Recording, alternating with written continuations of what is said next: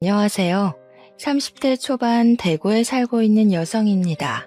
저는 아직 결혼은 안 했고 식구들과 의지해서 오순도순 잘 살고 있어요. 제가 집에서 일을 하고 있는 사람인데 오랜만에 아침에 외출을 했다가 문득 하늘이 너무 맑은 걸 봤는데요.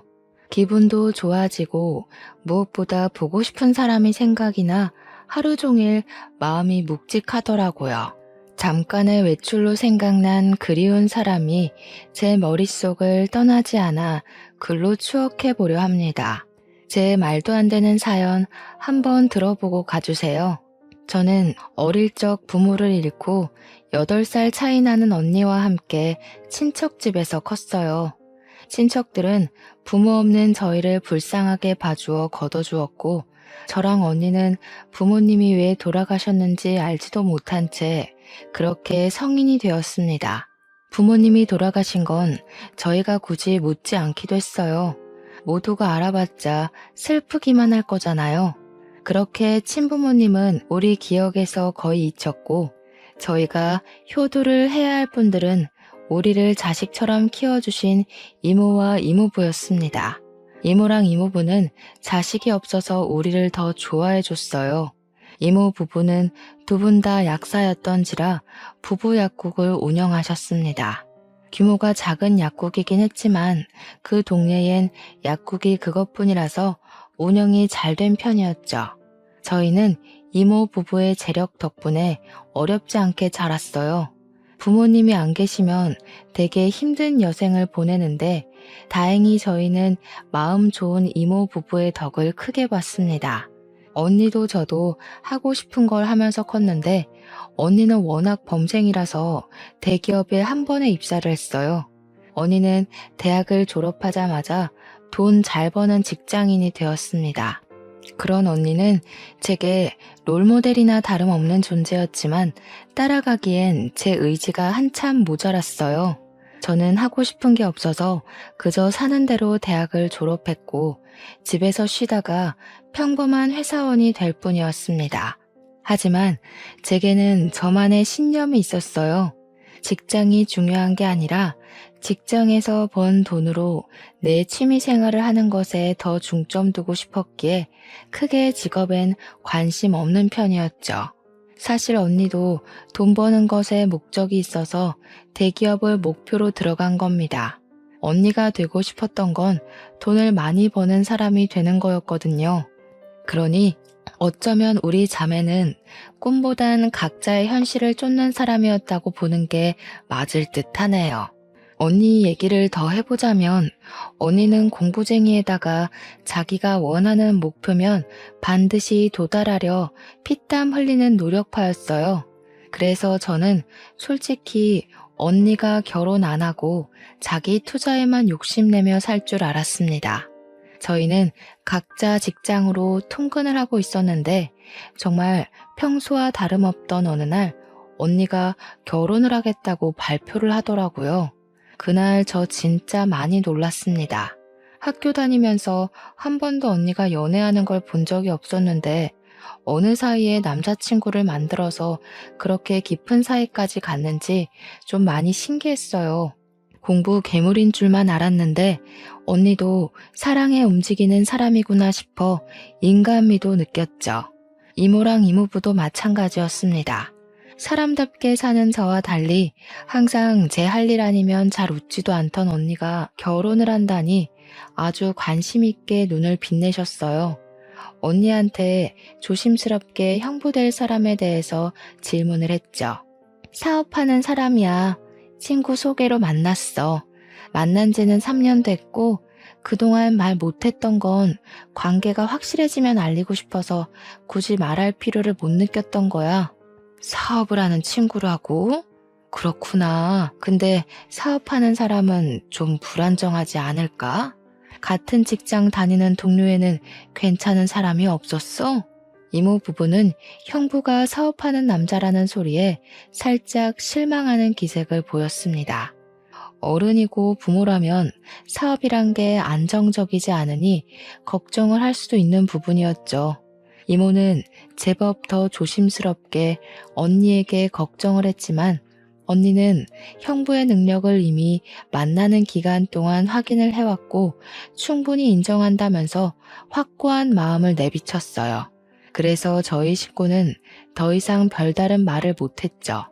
언니는 워낙 똑부러지고 혼자서 잘하고 잘 사는 사람이기 때문에 결혼도 잘할 거라 우리 식구들은 그렇게 생각했습니다.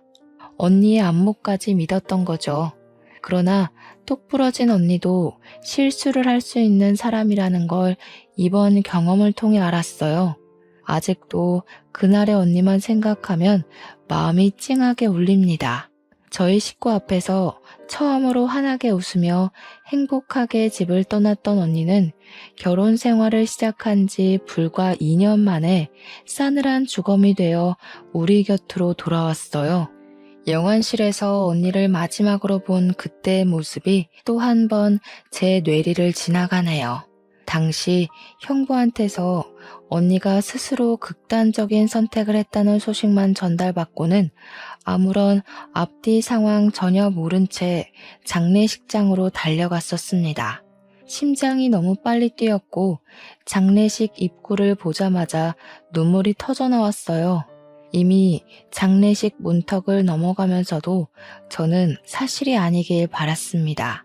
하지만 믿을 수 없게도 형부가 기다리고 있는 빈소에는 언니의 영정사진이 세워져 있었어요. 너무 놀란 저는 발걸음을 뗄 수가 없었습니다. 이미 울면서 뛰어오느라 눈이 다 부었는데 그 자리에서 또 한 번 눈물을 터뜨리며 입을 틀어 막았었네요. 오랜만에 보는 언니 얼굴을 이렇게 영정사진으로 마주하게 될 줄은 몰랐습니다. 이모는 언니를 보자마자 주저앉아 오열을 했어요. 이모부도 넋놓고 눈물을 보이면서 이모를 부축했습니다. 이모가 언니 사진 앞에서 언니 이름을 부르짖으며 바닥을 길 때 그 옆에서 사돈 식구들은 아무 말도 하지 못하고 그저 침묵만 유지하고 있었어요. 그때 비통하게 통곡을 하던 이모는 눈물이 곧 분노가 되어 이모부를 뿌리치고 자리에서 일어났어요. 다짜고짜 형부에게 달려들어 멱살을 잡았습니다. 이게 뭐야? 자네가 말해보게. 우리 혜인이가 왜 이렇게 된 거야? 내 딸 평생 행복하게 해준다고 하지 않았어? 대체 왜 우리 혜인이가 저기 있는 거냐고? 죄송합니다. 평소에 직장일 때문에 스트레스가 많았는데 제가 못 살폈어요. 정말 죄송합니다. 죄송하다는 말밖엔 드릴 말씀이 없네요. 우리 애가 자네를 얼마나 믿었는데, 잘 웃지도 않던 애가 결혼한다고 얼마나 행복해했는데 왜 우리 애가 저렇게 될 동안 아무것도 못했어, 왜? 언니가 말을 안 해서 저희 식구는 전혀 모르고 있었습니다. 형부 말에 따르면 언니가 결혼 생활과 직장 생활의 병행을 잘 적응 못해서 크게 힘들어했다고 하는데 상상도 못했어요. 언니는 펜으로 허벅지를 찔러가며 밤새 수능 공부를 할 때도 대기업 합격을 위해 대학과 학원을 병행하고 인터넷 강의까지 들으며 시간을 보냈을 때도 힘든 기색 하나 없었던 사람이에요. 쉬엄쉬엄 하라는 이모 말에도 체력이 남아 돈다며 오히려 이모랑 이모부의 걱정을 안심시켜주던 언니였습니다. 그런데 직장 다니면서 결혼 생활에 적응을 못해 극단적인 선택을 했다뇨. 그럼 직장이 힘들었다는 걸까요? 결혼 생활이 힘들었다는 걸까요? 강철 언니를 무너뜨리려면 어떤 영역이 얼마나 힘든 강도였다는 걸까요? 언니는 형부와 지내는 동안 시름시름 앓으며 간간히 안색이 안 좋은 게 보였는데 형부가 물어도 괜찮다고만 해서 형부도 그러려니 넘겼다고 했어요. 그러다 언니가 극단적 선택을 한 당일 주말 아침에 형부가 한 번 더 언니 안색을 걱정했고 병원 가자고 권유도 했다고 했습니다. 그때 언니는 그냥 아침 공기 좀 쐬고 오겠다고 집을 나갔을 뿐이고 그 이후 저녁까지 들어오지 않았다네요. 형부가 걱정이 돼서 뒤늦게 연락을 했지만 언니 폰이 집에 있다는 것도 그때쯤에 알았다고 했어요. 그래서 경찰에 신고를 했던 거고 언니가 주검이 되어 돌아왔다고 했습니다. 언니에게 그런 고충이 있는 줄도 모르고 그저 언니가 괜찮다고 하면 진짜 괜찮은 줄 알고 넘겼던 지난 과거까지 후회가 되었어요. 언니를 존경하기만 했지 단 한 번도 언니에게 위로를 줘야겠다는 생각은 못 해봤습니다. 제가 언니에 대한 관심이 부족해서 점점 시들어가는 언니를 일찍 발견해주지 못한 게 너무 미안했어요. 자라면서도 외롭게 공부랑 다투며 사람과의 추억도 제대로 못 쌓았던 우리 언니. 그런데 마지막 가는 순간까지도 누구 하나 손잡아주는 사람 없이 그렇게 홀로 쓸쓸히 갔네요. 하나밖에 없는 내 사랑하는 언니가 너무 불쌍해서 그날 빈소에서 참 많이 울었습니다. 사람이 울다가 죽을 수도 있다는 걸 느꼈을 만큼 고통스럽게 울었어요. 이모는 3일 내내 빈소를 떠나지 않고 자책을 했어요. 밥도 안 먹고 언니 사진만 바라보면서 자신이 조금 더 엄마처럼 품어줬다면 이렇게까지 슬픈 선택은 안 했을 텐데 하면서 끊임없이 죽은 언니한테 용서를 빌었습니다. 발인 시기 오기까지 너무 짧은 시간이었어요.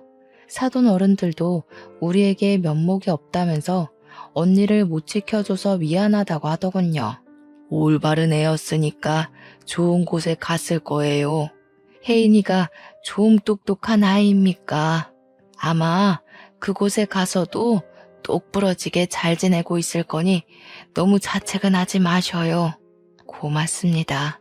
제가 너무 속상한 마음에 실언을 많이 했던 것 같은데 너그러운 마음으로 용서해 주세요. 그동안 우리의 좋게 봐주셨던 은혜 잊지 않을게요. 사돈 어른은 우리에게 언니 조의금이니까 자기네들은 손대지 않겠다고 선의를 베풀어 줬습니다. 그런 사돈 어른 마음에 고마워서 이모 부부는 같이 고생했는데 그럴 수가 있냐며 조의금에서 반을 내드렸어요. 그리고 사돈 댁과는 그렇게 연이 끊어질 줄 알았어요. 기회가 되면 웃는 얼굴로 다시 만나 밥 한 끼 정도 하자고만 하고 서로의 건강을 기원하며 작별 인사를 했습니다. 근데 언니가 죽고 일주일도 안 돼서 저희는 조금 당황스러운 사실을 직면하게 되었어요. 전혀 몰랐는데 언니 밑으로 빚이 수억이나 딸려 있다는 걸 알았습니다. 이모 부부도 너무 놀라서 이게 정말 언니 앞에 있는 빚이 맞는지 몇 번이나 확인을 했어요. 여보, 우리 혜인이가 이럴 애가 아닌데 어떻게 된 거지? 이렇게 무턱대고 돈을 빚낼 애가 아닌데 무슨 일 있었던 거 아닐까? 이상하긴 하다. 우리가 주는 용돈도 교재 사는 거 아니면 손도 안 대던 앤데 박서방은 뭐 아는 게 있으려나? 많이 이상했습니다. 이모 말대로 언니는 절대 빚을 낼 사람이 아니에요. 근데 대체 뭐가 아쉬워서 이렇게나 큰 돈을 빚냈던 걸까? 형부도 사업을 하고 있었고 언니도 대기업 팀장으로 승진해 돈도 더 많이 벌고 있었는데 말이죠. 또 집이 없는 것도 아니고 애가 있는 것도 아니었는데 대체 왜 이렇게 많은 빚을 낸 건지 아무리 고민해도 이해가 안 되었습니다. 언니가 워낙 자기 얘기를 안 하니까 이래저래 추측도 어려웠어요. 그러나 우리 식구가 몰랐던 고충이 있는 건 확실한 것 같더라고요. 단순히 직장과 결혼 생활 병행 때문만은 아닐 수도 있겠다 싶은 생각이 들었어요. 그래서 한날 제가 형부한테 전화를 걸었습니다.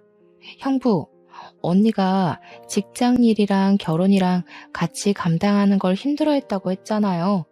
혹시 언니가 투잡 준비하고 있었어요? 언니 밑으로 빚이 13억이나 있더라고요. 알고 계셨나 해서요. 오, 그래? 몰랐는데? 세상에나 13억 적은 돈 아닌데 언제 그렇게 큰 돈을 빌렸지? 그것 때문에 그렇게 얼굴빛이 안 좋았구나. 아니, 어쩌다가 그렇게 많은 돈을 빚냈대? 모르겠어요. 저희 언니 워낙 돈 안 쓰는 거 형부도 알잖아요. 함부로 도전 같은 것도 안 하는 사람인데 어쩌다가 이런 건지. 일단 알겠어요. 형부도 뭐 들은 거 없다는 거네요. 제가 알아볼게요. 언니 사정을 걱정하는 것과 별개로 우선 저희 집은 그날로 언니 빚 때문에 집안이 파산나 버렸습니다. 이모 부부는 잘 되던 약국까지 팔아넘겨야 했고 갖고 있던 집값 높아서 집까지 팔아 빚을 메꿔야 했어요. 그 덕에 빚 반은 줄일 수 있었습니다. 이미 너무 많았던 빚은 반이 줄어도 생계에 위협될 만큼 많았어요. 이모 부부는 급하게라도 돈을 벌기 위해서 많은 나이에 남의 약국 밑에 들어가 일하게 되었습니다. 두 분 같이 하는 모습이 보기 좋았는데 돈 때문에 결국 뿔뿔이 흩어지게 된 거지요. 저 또한 어려워진 형편을 지켜만 볼 수는 없어서 퇴근하고 아르바이트를 뛰었어요. 이모 부부도 집에서 따로 부업을 하면서 저희 식구는 언니 빚을 해결하느라 24시간 부족한 삶을 살아야 했습니다. 그렇다고 한 번도 죽은 언니를 원망했던 적은 없어요. 걱정이 되었던 건 여전하고 언니가 보고 싶은 것도 마찬가지였습니다. 바쁘게 사는 게 너무 버거웠지만 한편으론 언니의 대단함을 또 한 번 느끼기도 했어요. 저희 언니야말로 늘 24시간 부족하게 살아온 사람이었거든요. 그 덕에 언니의 모든 시간은 전부 언니의 커리어가 되었고요. 한 번씩 제가 별것 아닌 일로 힘들 때마다 언니가 제게 위로의 말 대신 줬던 사탕이 있었는데 언니는 저를 나이가 먹어도 어린 동생이라고 생각하는 것 같았어요. 그게 다 늙어서는 그게 한 번씩 꼰대처럼 보여서 내가 앤 줄 아냐고 언니한테 틱틱거리기도 했는데 언니가 죽고 나니까 저는 나무였고 언니는 제게 숲이 되어준 든든한 존재였다는 걸 알겠더군요. 언니가 그렇게 떠나고 난 후 언니가 보고 싶어서 못 견딜 것 같아 언니 물건은 일체 건드리질 않았었는데요. 작은 집으로 이사를 오면서 포장해왔던 언니 물건이 제 방에 있었거든요. 차마 박스를 다시 열어보진 못하고 있었는데 그날은 한번 생각난 김에 열어봤어요. 언니가 제게 하나씩 줬던 사탕도 함에 들어있더군요. 그렇게 언니가 남겨두고 간 유품을 묵묵히 살펴보던 중 갑자기 생각난 게 있었어요. 언니 유품이 우리 집에만 있는 게 아니라 신혼집에도 있다는 것이 떠올랐습니다. 혹시 정리라도 해버렸을까봐 급히 형부한테 연락을 넣었는데 형부가 전화를 안 받더라고요. 그래서 그냥 바로 집을 찾아갔어요. 다행히 형부는 이사를 안 간 것 같았습니다. 제가 아파트로 들어가기 전 형부를 봤거든요. 형부는 벤치 흡연구역에 앉아서 흡연 중이었습니다. 근무 시간인 줄 알았는데 그날은 쉬는 날이었는지 대낮에 형부가 운동복 바람으로 앉아있더라고요. 근데 왜 제 전화를 안 받았는지는 모르겠네요. 일단 저는 다가가서 형부를 부르려고 했어요. 가까이 가니까 형부가 누구랑 통화를 하고 있길래 걸음소리를 줄였습니다. 이번에는 실패 안 해. 그렇게 불안하면 엄마가 또 여자 하나 소개해 주던가. 이번이 마지막이니까 한 5, 6억만 있으면 될 것 같은데. 엄마가 한번 찾아볼게. 요즘 사별하고 재혼하는 사람도 많더라. 순진한 애들로 알아봐 주긴 할 건데 그렇다고 마음 가볍게 먹지 마. 남의 등 처먹는 게 어디 쉬운 일인 줄 아니? 지금 봐라. 괜히 애가 죽어버려선 우리 다 좌불안석이었잖아. 내가 진짜 그땐 숨 막혀 죽는 줄 알았다. 다음 여자는 안 죽게 할게. 한 번 당했으니까 두 번 실수는 안 하지. 근데 좀 많이 멍청한 애로 부탁해. 여자가 똑똑하니까 너무 피곤하더라. 알았어. 근데 엄마가 시킨 건 했어? 혜인이 신분증이랑 도장 불태우라고 했잖아. 갖고 있으면 발목 잡혀. 마땅한 장소 못 찾겠으면 엄마한테 말해라. 어디 절에 가서 태워버리게. 듣고 저는 꼼짝도 못했습니다. 대체 이게 무슨 소리일까 생각 많이 했어요. 하지만 도통 제 상식으론 당장 결론 내릴 수 있을 만한 발언들이 아니었습니다. 저는 결국 형부에게 달려들려다 말고 급히 숨어버렸어요. 그렇게 통화는 그냥 그대로 끝이 났는데 제가 나무 뒤에 숨는 바람에 형부가 혼잣말로 중얼거리는 것까지 듣고 말았는데요. 아, 겁나 똑똑한 년. 나 난감하게 만들려고 머리 많이 썼네. 아니지, 멍청한 건가? 지네 가족 거짓골로 할 것까진 생각 못한 거 보면. 형부는 혼자 낄낄대더니 담배를 끄고 다시 집으로 올라갔습니다. 이전에도 언니 죽음에 뭔가 의문이 있다고 생각은 했으나 알아내지 못했었어요. 그런데 형부 통화를 듣고 나서 그 부분에 대해 100% 확신이 들더군요. 왠지 그런 형부 모습을 동영상으로 찍길 잘했다는 생각을 하면서 저는 언니 유품 정리는 일단 뒤로 하고 그대로 집으로 돌아왔어요. 그렇게 방구석에 박혀 있는데 내내 형부랑 안싸돈의 목소리가 제 기분을 찝찝하게 만들었습니다. 저는 결국 다시 언니 유품을 핑계로 형부 집을 찾았어요. 다시 찾은 그 집은 이전과는 다른 용기를 갖고 가야 했습니다. 초인종을 누르기까지 너무 두려웠어요. 그 통화만으로는 우리 언니가 죽은 게 형부랑 관련이 있는 것 같은데 확실한 사실은 잘 모르지만 형부란 존재가 그때부터 좀 공포로 느껴지더라고요. 최대한 표정 관리하고 초인종을 눌렀더니 평소 제게 친절했던 형부가 나왔습니다. 이렇게 저를 반갑게 맞이해주던 형부가 언니에게 무서운 짓을 한 사람이라고 하기엔 너무 매칭이 안 되었어요. 저는 형부에게 미리 언니 유품 때문에 들릴 거라고 얘기를 했었기 때문에 별다른 설명은 붙이지 않고 들어섰습니다. 형부, 요즘 식사는 잘해요? 그래도 와이프가 그렇게 됐는데 입맛 없을 거잖아요. 저희 집도 아직 언니 생각 때문에 계속 마음이 안 좋거든요. 그렇지 아무래도. 내가 처제 언니 많이 좋아했던 거 알잖아. 아참, 나 일 있다. 밥 한 끼 같이 하면 좋은데 미안해. 챙길 거 잘 챙겨가고 다음에 또 보자. 형부는 뭐 책 잡힐 것 같기라도 했는지 갑자기 일이 있다는 핑계를 댔습니다. 그리곤 도망치듯 집을 나가버렸죠. 그 행동이 수상해 붙잡고 싶었던 걸 겨우 참았어요.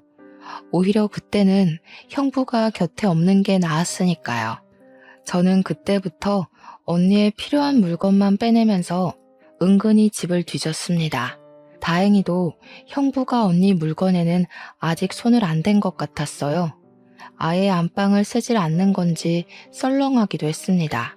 이곳저곳 돌아다녔던 저는 옷장을 뒤지다가 뭐 하나를 발견했어요. 그건 언니가 늘 습관처럼 쓰던 가계부였죠. 그런데요, 제가 그걸 펼쳐봤다가 아주 당황스러운 걸 목격했지 뭡니까. 언니 가계부에 결혼 생활을 시작하고 2개월부터 해서 언니 죽음 직전까지 정신병원 방문 기록이 적혀 있더라고요. 그리고 그 페이지들 사이에는 우울증 진단서까지 꽂혀 있었습니다. 형부 말대로 직장과 결혼 생활 병행이 힘들어서 그랬던 걸까요? 대체 무슨 일을 겪었길래 병원을 갔을 정도로 정신질환까지 앓았던 걸까요? 그렇잖아도 언니 죽음에 의심을 품고 있는데 언니의 사망 당월 페이지에 남편과 사돈댁이 죽이고 싶게 밉다는 짧은 문구까지 적혀 있는 걸 보고 또 형부의 통화 내용이 떠올랐습니다. 이거 이대로 넘어가면 안 될 일이구나를 직감했어요. 저는 일단 언니 병원 진단서에 적혀 있는 병원을 찾아갔습니다. 그리고 언니랑 상담했던 의사를 찾았죠. 의사에게 언니의 사망 소식을 알리자 참담한 표정을 지으며 많이 속상해 하더라고요. 도대체 언니가 결혼이랑 직장 때문에 얼마나 힘들어했던 거예요? 어느 부분에서 힘들었대요? 꼭 좀 말씀해 주세요. 아무래도 저희 언니가 직장이랑 결혼 힘들다고 그렇게 갈 사람은 아닌 것 같아서요. 그게 무슨 소리예요? 혜인 씨가 그렇게 말씀하시던가요? 아니요, 형부한테서 들었어요. 사돈 쪽에서 전부 언니가 그렇게 갔다고 얘기해줬거든요. 역시 아닌 거죠? 도대체 언니한테 무슨 일이 있었던 거예요? 제 입에서 형부 소리가 나가니 의사가 얼굴색이 싹 변하면서 사색을 표현했습니다. 그러면서 의사가 아무래도 확실히 우리 언니가 억울하게 생을 마감한 것 같다고 솔직하게 있었던 일들을 말해주었는데요. 그 내용은 너무나도 충격적이었고 다시금 떠나간 언니를 떠올리게 했습니다. 그리고 그 자리에서 저를 또 울게 만들었죠. 의사 말은 이랬습니다. 형부가 결혼을 하고 한 달 만에 하던 사업을 접고 다른 사업을 시작했대요. 그 사업이 심심하니까 금방 접고 다시 다른 걸 시작했고 또 접고 또 시작하고를 반복하며 살았다고 했습니다. 어떻게 형부가 돈 많이 드는 사업을 금방 하고 금방 접고 할 수 있었냐 하면 이게 바로 저희 언니 죽음과 관련이 되어요. 형부가 언니 몰래 언니 이름을 달고 돈을 빌렸기 때문이었죠. 하지만 똑똑한 언니한테 형부는 머지않아 그 사실을 바로 들켰다고 했습니다. 근데 언니가 그걸 그냥 넘어갔대요. 그 돈이 무려 15억이나 되었다고 하셨습니다. 그러니까 형부가 철딱선이 없는 애처럼 이런저런 사업에 손 담가볼 때 언니 혼자서만 집안 생활비부터 형부가 달아놓은 빚을 대신 갚아갔다는 겁니다. 그것 때문에 언니랑 형부랑 하루가 멀다 하고 싸우기까지 했는데 그 와중에 형부는 잘한 것도 없으면서 자존심 상한다고 언니에게 손찌검도 했었다네요. 의사가 처음에는 신고하자고 언니를 설득했대요. 그런데 언니가 우리 집에 알려지면 자기가 짐이 되는 격이니 그게 싫어서 버틸 때까지 버틴 거라고 하더군요. 그게 골마서 결국 우울증세로 이어졌고 그렇게 참았던 게 2년이라고 했습니다. 언니는 실제 중증 우울증 환자였다고 합니다. 중증 우울증 환자는 언제 목숨을 포기해도 이상하지 않을 증세거든요. 이런 상황에서 더 충격적인 건 사돈댁의 태도였습니다. 언니가 형부의 짓거리를 사돈에게 말했었는데 사돈 쪽에서 어쩌라는 식의 반응이 나왔다네요.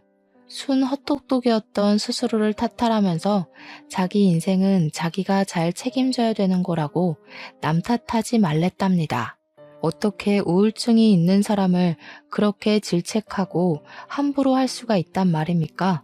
의사의 말을 종합해보면 사실상 언니를 죽인 사람은 형부랑 사돈댁이라는 거 아닌가요? 언니가 우울증인 거 알았다고 하는데도 그런 사람을 방치하고 빚만 내서 죽음에 이르게 한 거잖아요. 우리 언니가 왜 죽었는지 다 알고 있었으면서 뻔뻔하게 장례식에서 눈물을 보였던 거예요.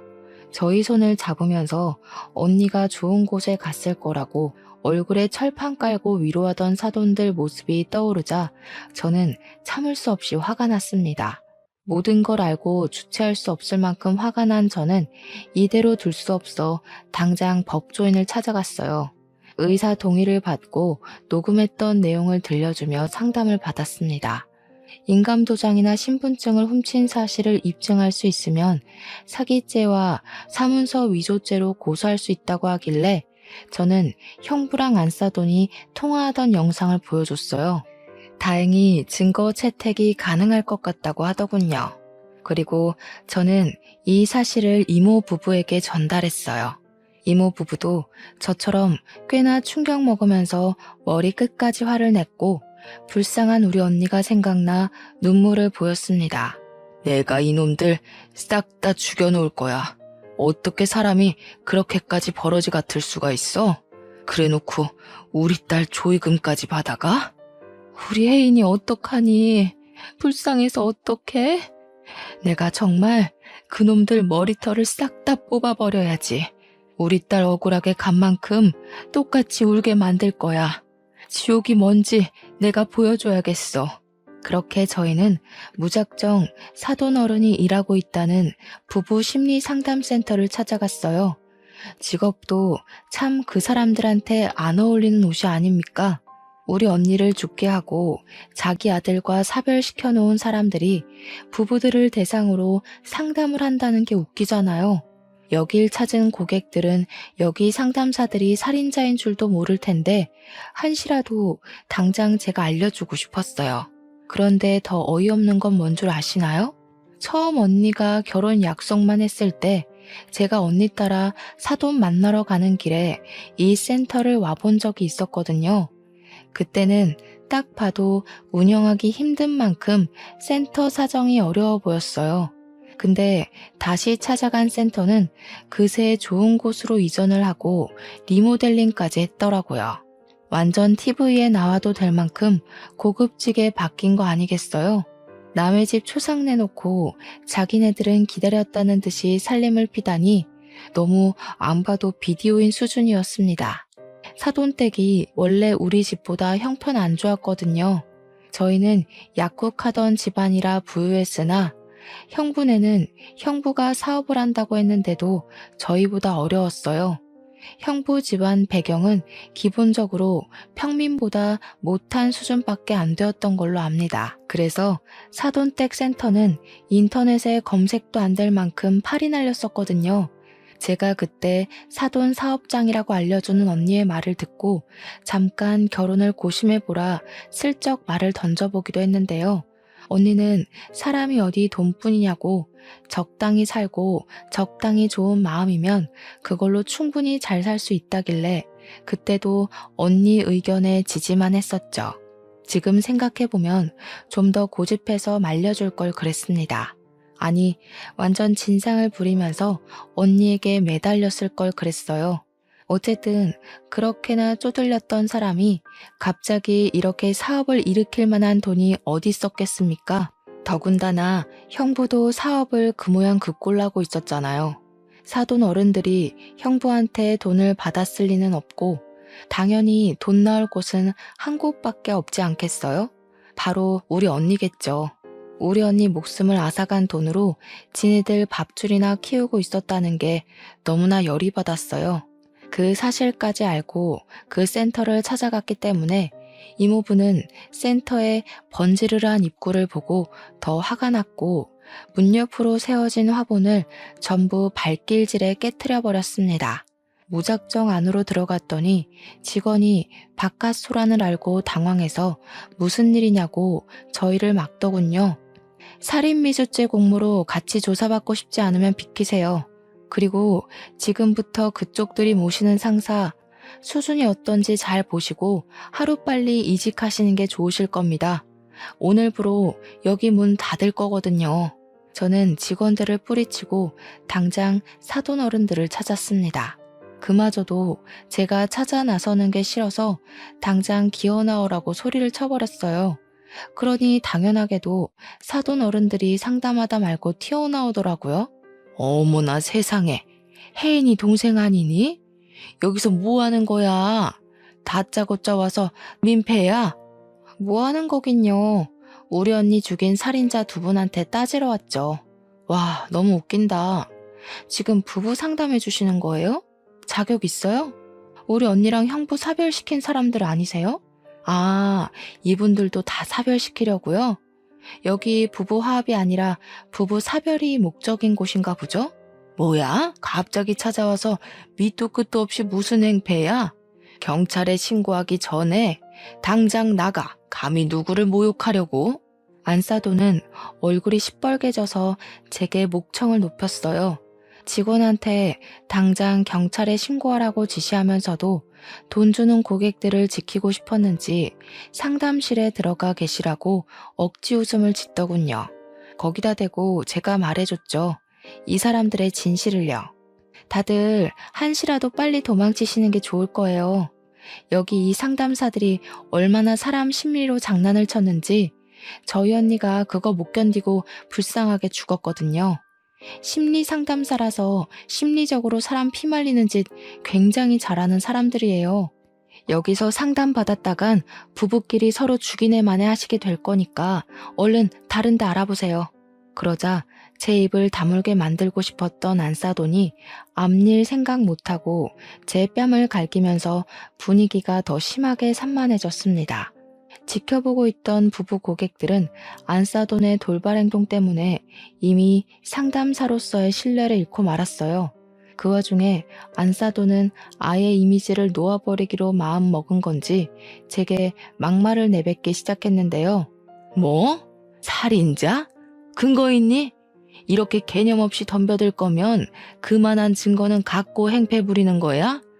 어디 버르장머리 없게 두 눈 똑바로 뜨고 누명을 뒤집어 씌우려고 해? 네 언니 죽은 게 왜 우리 탓이니? 혼자 살기 싫다고 멋대로 죽은 언니한테 물어봐라. 우리가 죽으라고 떠밀었다니? 죽으라고 고사 지낸 것도 살인이나 마찬가지죠. 하긴 이렇게 철판이 두꺼워야 남의 명의 도용해서 수억대 돈을 빼낼 수 있었겠죠. 언니 목숨값으로 센터 이전도 하시고 명예도 얻으시고 앞으로 부자 될 일만 남을 줄 알았는데 제가 나타나서 좀 불안하시겠어요? 오죽했으면 사람도 많은데 제 뺨을 치셨을까? 얼마나 급하셨길래 그래요? 당장 나가. 네 언니 눈깔도 꼴도 보기 싫어서 잘 죽었다 싶었는데 어디서 똑같은 눈깔을 달고 와가지고 내 피를 말려? 내 센터에서 나가라고. 안사돈의 대사는 저보단 듣는 고객들에게 더 충격을 주었던 것 같습니다. 자기 분에 못 이겨서 스스로 성질을 드러내는 꼴이라니 이렇게 나와주면 제 입장에선 고마웠죠. 그 옆에서 박가사도는 급히 고객들을 진정시키며 자기들이 억울한 입장이라고 얘기를 했어요. 그러면서 나중에 홈페이지에다 상세 사과문 올릴 테니 집으로 돌아가달라 부탁하고 있었습니다. 그러자 이모부는 역 같은 소리 제발 좀 그만하라고 바로 박가사돈 멱살을 잡았어요. 감히 남의 집 귀한 딸 데려가선 시체로 돌려줘? 당신들이 그러고도 사람이야? 어떻게 사람을 죽여놓고 시치미를 뗄 수가 있어? 대체 우리가 뭘 했다고 이래요? 진짜 딸도 아니면서 오버하시네. 그 애가 왜 우리 때문에 죽어요? 쟤 혼자 나가서 죽은 거지. 말은 똑바로 해요. 사람들이 오해하잖아요. 선을 넘은 박가사돈 말에 이모부는 결국 참지 못하고 주먹을 날렸습니다. 그걸 안사돈이 나서서 말리려고 하길래 이모랑 제가 안사돈을 붙잡았어요. 이모는 안사돈이 언니까지 죽게 한 걸로 모자라 제게도 손을 댄 것에 화가 나서 안사돈 머리채를 잡고 바닥에 넘어뜨렸어요.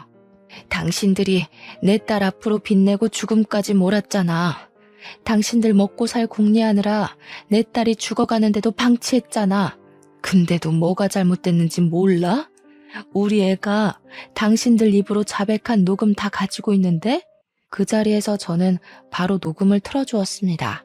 그랬더니 사돈도 놀랐지만 누구보다 충격받은 부부 고객들 놀라서 당장 환불 요청하기 시작했어요.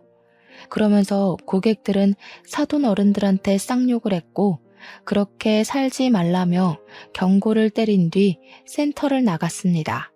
밖에서 센터 건물을 사진으로 대량 찍는 것 같던데 아무래도 SNS에 후기로 올리려고 하는 것 같았어요.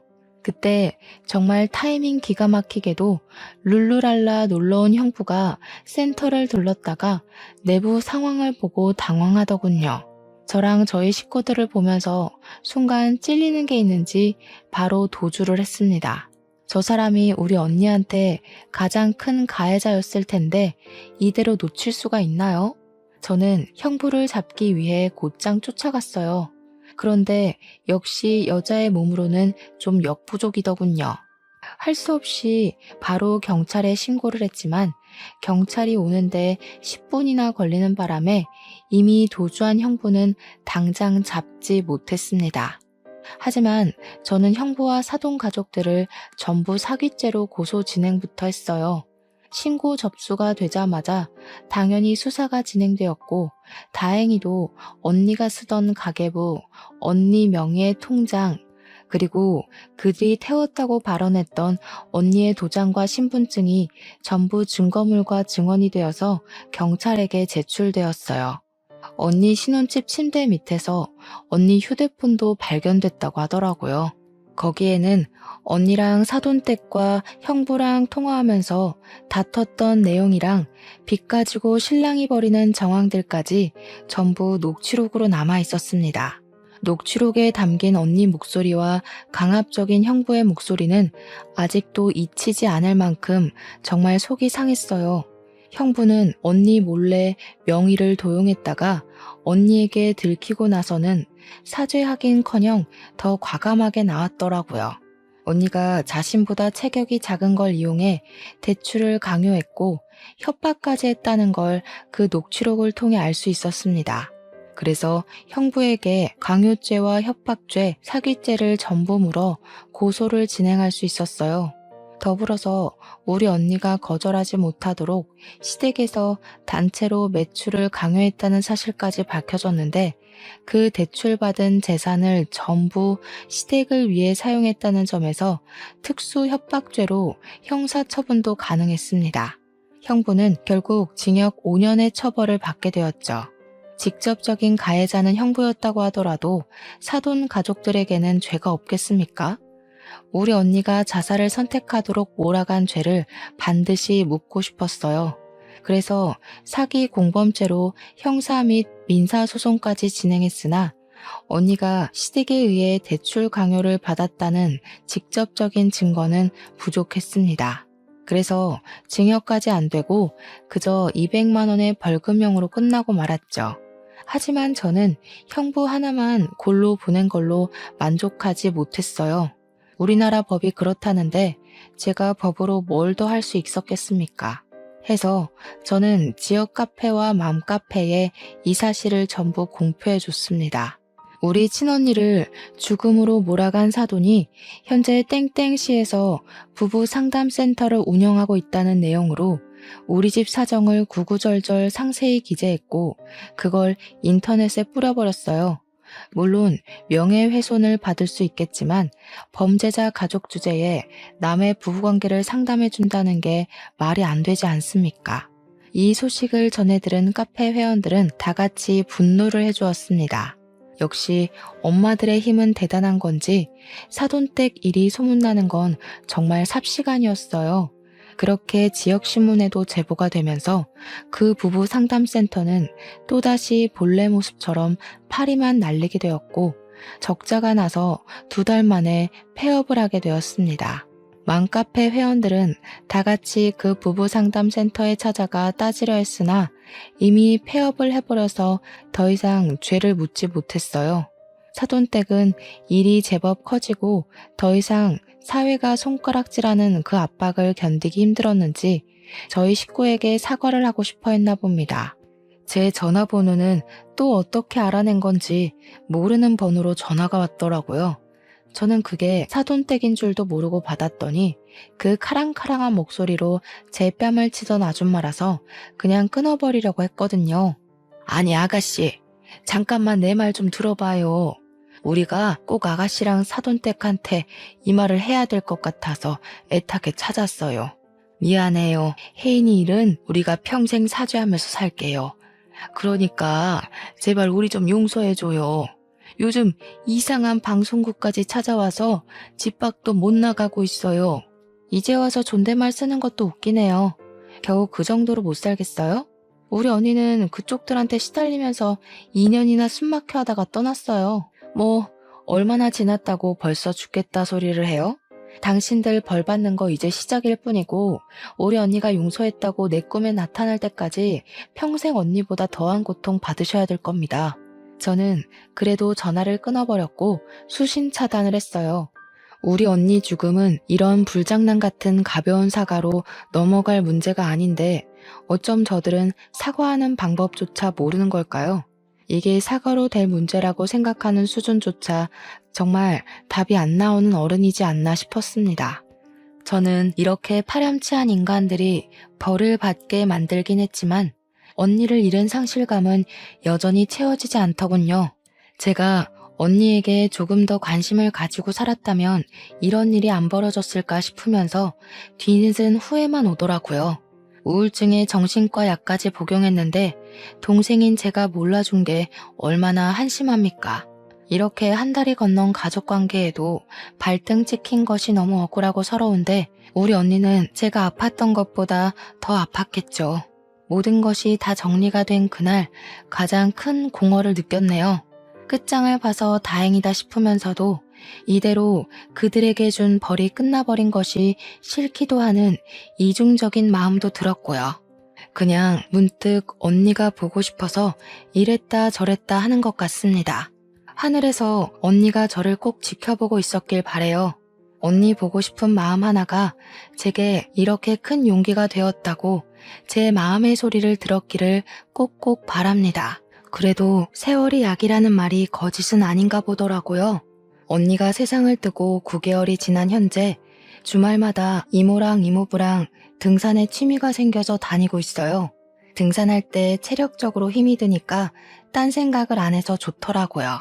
특히 산 정상에 올라가면 마치 제가 힘들었던 순간순간들이 결국 다 수억만 가지의 경험 중 하나일 뿐이라는 생각이 들어요.